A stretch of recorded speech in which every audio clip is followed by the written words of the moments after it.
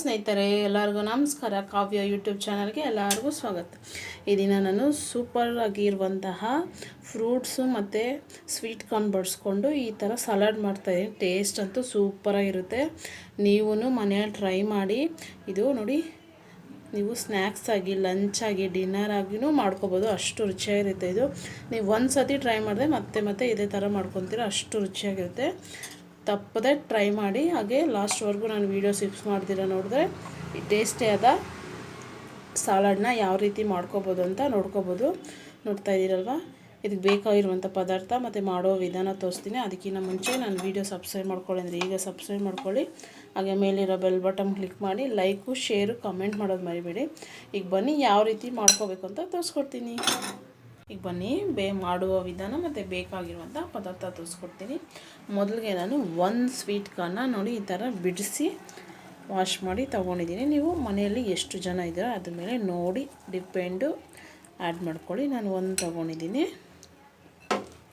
ಸ್ವಲ್ಪ ಕರಿಬೇವು, ಒಂದೆರಡು ಒಣಮೆಣಸು, ಸ್ವಲ್ಪ ಸಾಸಿವೆ ತೊಗೊಂಡಿದ್ದೀನಿ. ಹಾಗೆ ಒಂದು ದಾಳಿಂಬೆ ಹಣ್ಣು ತೊಗೊಂಡಿದ್ದೀನಿ. ನೋಡಿ ನೀಟಾಗಿ ಬಿಡಿಸಿ ತೊಗೊಂಡಿದ್ದೀನಿ. ಹಾಗೆ ಸ್ವಲ್ಪ ಕೊತ್ತಂಬರಿ ಸೊಪ್ಪು, ಸ್ವಲ್ಪ ನೋಡಿ ಕ್ಯಾರೆಟ್ ತುರಿ, ಹಾಗೆ ರುಚಿಗೆ ತಕ್ಕಷ್ಟು ಉಪ್ಪು, ಒಂದು 2 ಟೇಬಲ್ ಸ್ಪೂನ್ ಆಗೋಷ್ಟು ಎಣ್ಣೆ. ಮೊದಲಿಗೆ ನಾವು ಇದನ್ನು ಸ್ವೀಟ್ ಕಾರ್ನು ಸ್ವಲ್ಪ ಬೇಯಿಸ್ಕೊಳ್ಳೋಣ.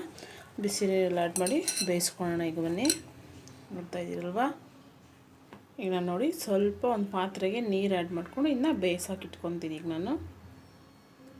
ಈಗ ನಾನು ನೋಡಿ ಸ್ವೀಟ್ ಕಾರ್ನ ಬೇಯಕ್ಕೆ ಇಟ್ಕೊಂಡಿದ್ದೀನಿ. ಈಗ ಸ್ವಲ್ಪ ಸಾಲ್ಟ್ ಸೇರಿಸ್ಕೊತೀನಿ ನಾನು ಇದಕ್ಕೇ. ಈಗ ಸ್ವೀಟ್ ಕಾರ್ನು ಸ್ವಲ್ಪ ಜಾಸ್ತಿ ಬೇಯಿಸೋಕೆ ಹೋಗ್ಬೇಡಿ. ಸ್ವಲ್ಪ ಬಿಸಿ ನೀರೆಲ್ಲ ಒಂದು 5 ಮಿನಿಟ್ಸ್ ಕುದಿದ್ರೆ ಸ್ವೀಟ್ ಕಾರ್ನು ಚೆನ್ನಾಗಿ ಬೇಯುತ್ತೆ. ಈಗ ಇದು ಬೇಯಲಿ ಸ್ವಲ್ಪ ಹೊತ್ತು. ಈಗ ನಾನು ನೋಡಿ ಸ್ವೀಟ್ ಕಾರ್ನ ಬೇಯಿಸ್ಕೊಂಡು ನೀರು ಸಪ್ರೇಟು ಮತ್ತು ಸ್ವೀಟ್ ಕಾರ್ನ ನೋಡಿ ಈ ಥರ ಸೋಸ್ಕೊಂಡಿದ್ದೀನಿ. ಈಗ ಇದು ಒಂದು ಸೈಡ್ಗೆ ಇಟ್ಕೊಳ್ಳೋಣ. ಈಗ ಲೈಟಾಗಿ ಒಂದು ಒಗ್ಗರಣೆ ಕೊಟ್ಕೊಳ್ಳೋಣ. ಈ ಸಲಾಡ್ಗೆ ಒಗ್ಗರಣೆ ಸಖತ್ ಟೇಸ್ಟಿಯಾಗಿರುತ್ತೆ. ನೀವು ಬೇಕಾದರೆ ಒಗ್ಗರಣೆ ಆ್ಯಡ್ ಮಾಡ್ಕೊಂಡ್ರೆ ಆಗಲೇ ತಿನ್ಬೋದು.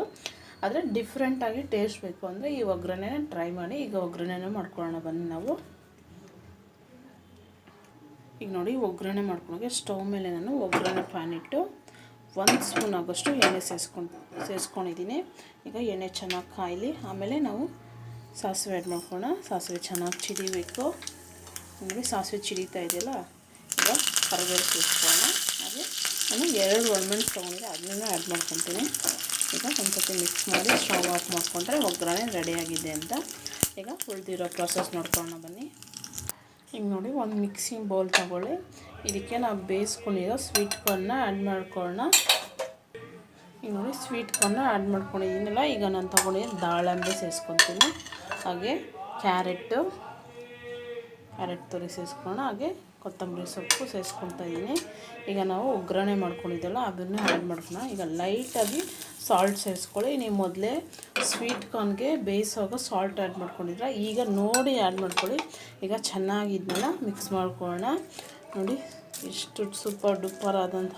ಈಗ ನೋಡಿ ನಾನು ಚೆನ್ನಾಗಿ ಮಿಕ್ಸ್ ಮಾಡ್ಕೊತಾ ಇದ್ದೀನಿ. ನೋಡಿ ಎಷ್ಟು ಚೆನ್ನಾಗಿದೆ ಅಂತ. ಟೇಸ್ಟೂ ಅದೇ ಥರ ಇರುತ್ತೆ. ಸಿಂಪಲ್ ಆ್ಯಂಡ್ ಈಸಿಯಾಗಿ ಹೆಲ್ದಿಯಾಗಿ ಮನೆಯಲ್ಲೇ ಈ ಥರ ಒಂದು ಸಲಾಡ್ ಟ್ರೈ ಮಾಡಿ. ಮಕ್ಕಳಿಗೆ ದಾಳಿಂಬೆ ಅದೇ ಕೊಟ್ಟರೆ ತಿನ್ನಲ್ಲ, ಈ ಸ್ವೀಟ್ ಕಾರ್ನ್ ತಿನ್ನಲ್ಲ. ಈ ಥರ ಅವ್ರಿಗೂ ಇಷ್ಟ ಆಗೋ ಥರ ಮಾಡ್ಕೊಳ್ಳಿ ಮನೇಲೆ. ಇದು ದೊಡ್ಡವ್ರ ತವರಿಂದ ಮಕ್ಕಳಿಗಂಟ ಇಷ್ಟಪಡುವಂತಹ ಸಲಾಡ್ ಇದು. ಬೆಳಗ್ಗೆ ಡಿನ್ನರ್ಗೆ, ಮಧ್ಯಾಹ್ನ ಲಂಚ್ಗೆ ಮತ್ತು ಸಂಜೆ ಏನಾದ್ರು ಸ್ನ್ಯಾಕ್ಸ್ ತಿನ್ನಬೇಕು ಅಂದರೆ ಈ ಥರ ಒಂದು ಹೆಲ್ದಿಯಾದ ಸಲಾಡ್ನ ಟ್ರೈ ಮಾಡಿ ಮನೆಯಲ್ಲಿ. ಸೂಪರಾಗಿರುತ್ತೆ. ನೀವು ಒಂದು ಸತಿ ಮಾಡಿಕೊಂಡ್ರೆ ಮತ್ತೆ ಇದೇ ಥರ ಸಲಾಡ್ ಮಾಡ್ಕೊತೀರ. ಅಷ್ಟು ರುಚಿಯಾಗಿರುತ್ತೆ. ಈ ಬೇಸಿಗೆಗಂತೂ ಎಷ್ಟು ನೀರು ಕುಡಿದ್ರೂ ನಮಗೆ ದಾಹ ಅನ್ನಿಸ್ತಾನೆ ಇರುತ್ತೆ. ಊಟ ಮಾಡೋಕ್ಕಾಗಲ್ಲ ಆ ರೀತಿ ಇದ್ದರೆ ನೋಡಿ ಈ ಥರ ಸಲಾಡ್ಗಳನ್ನ ಟ್ರೈ ಮಾಡಿ. ಸೌತೆಕಾಯಿ ಆ ಸೀಸನ್ಗೆ ಯಾವ ಫ್ರೂಟ್ ಇರುತ್ತೋ ಆ ಫ್ರೂಟ್ ಬಳಸ್ಕೊಂಡು ಸಲಾಡ್ಗಳು ಮಾಡಿ ತಿನ್ನಿ. ನೋಡಿ ಈಗ ಇದು ರೆಡಿಯಾಗಿದೆ. ನೀವು ಮನೇಲಿ ಟ್ರೈ ಮಾಡಿ. ಹಾಗೆ ಹೇಗೆ ಬಂತು ಅಂತ ಕಮೆಂಟು, ಲೈಕು, ಶೇರ್ ಮಾಡೋದು ಮರಿಬೇಡಿ. ಬಾಯ್.